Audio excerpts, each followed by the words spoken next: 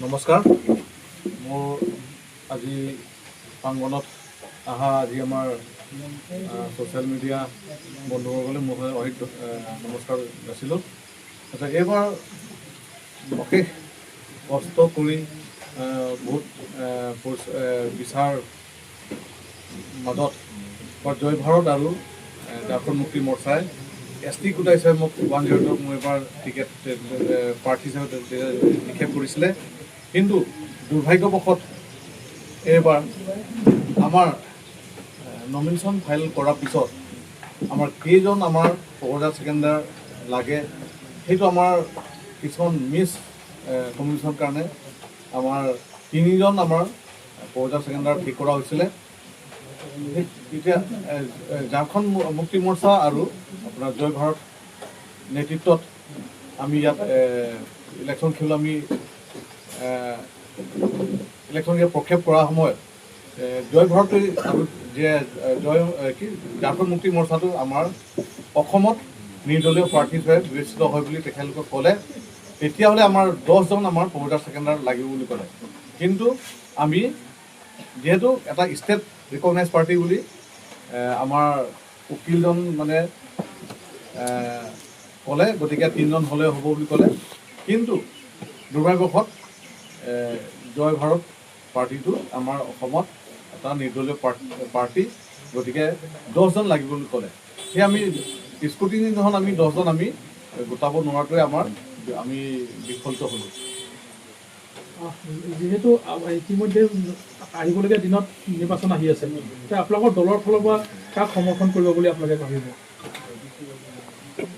আমি জয় ভাৰত পাৰ্টি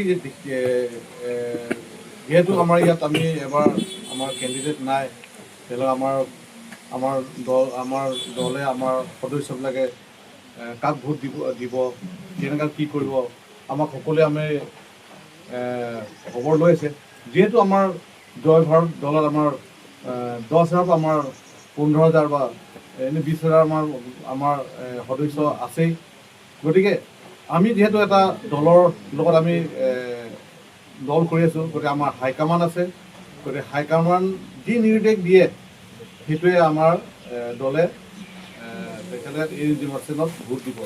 যিহেতু আমাৰ দল নাথাকিলেও ভাৰতীয় নাগৰিক হিচাপে আমিতো নিৰ্বাচনত আমি যিকোনো দলক আমিতো সমৰ্থন কৰিলেও বা ভোটটো দিব লাগিব। গতিকে আমি এতিয়া আমাৰ ওপৰ হাইকমাণ্ডত আমি আলোচনা কৰি থকা হৈছে। গতিকে তেখেতলোকে আমাক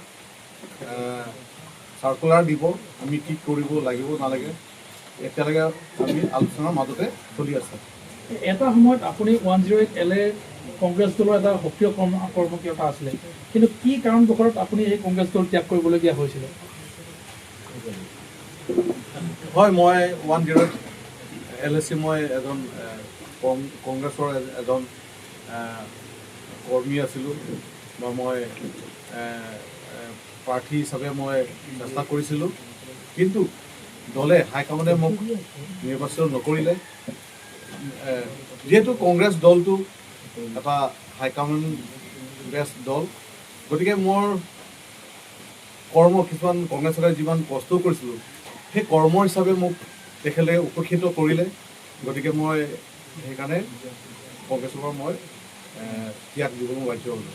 আহিবলগীয়া দিনত আপোনালোকে জয় ভাৰত পাৰ্টি আৰু যিটো ঝাৰখণ্ড মুক্তি মৰ্চা যিহেতু আপোনালোকে মিত্ৰজোঁট হিচাপে আছিলে, কেনেকুৱা ধৰণৰ কাৰ্যসূচী হাতত ল'ব? আহি থকা দিনটোত জয় ভাৰত আৰু ঝাৰখণ্ড মুক্তি মৰ্চাটো বৰ্তমান মিত্ৰজোঁট, কিন্তু আহি থকা দিনটোত আমাৰ মিত্ৰজোঁট হ'ব নহয়তো আমি নাজানো। এইটো আমাৰ জয় ভাৰতৰ আমাৰ ইয়াত চেণ্ট্ৰেল কমিটি আছে, ডিষ্ট্ৰিক্ট কমিটি আছে। তেখেতলোকক আমি আলোচনা মৰ্মে আমি জয় ভাৰতটো আমি ইয়াৰ পৰা আমি আগুৱাই লৈ যাম, আমি সিদ্ধান্ত লৈছোঁ আজি এই সভাতে। গতিকে ঝাৰখণ্ড মুক্তি মৰ্চাত থাকে নাথাকে নাজানো, কিন্তু আমি জয় ভাৰত হিচাপে আমি ইয়াতে দলটো আমি জীয়াই ৰাখিম বুলি আমি আজি সংকল্প লৈছোঁ।